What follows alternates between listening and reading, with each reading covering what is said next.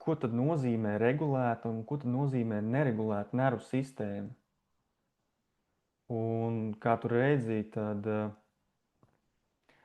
neregulēta nervu sistēma, tas ir tajā brīdī, kad man ir tāds tā kā pastāvīgs nemieris, kaut kur trūkst enerģija, es saprotu, ka darba spējas man īsti vairs nav tādas, kādas bija, varbūt agrāk, jaunības gados, pirms 5 gadiem, pirms 3 gadiem, jo tas var mainīties. Grūtības aizmigt, un esmu bieži neizgulējies, pārmērīga reaģēšana, emocionēšana, konflikti.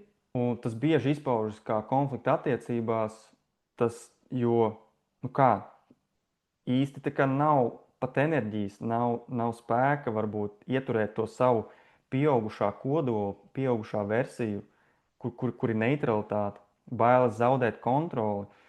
Tas ir bieži vien tajās situācijās, kad gribās tiešām kontrolēt to, kas notiek ar mani, to, kas notiek ar bērniem, lai viņi nesasitās, lai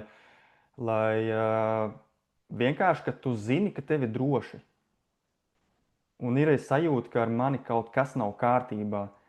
Liekas, kaut kas īt, kaut kas sāp, bet tu aiziet pie ārsta, uztaisi analīzes, un viņš saka, viss ir kārtībā.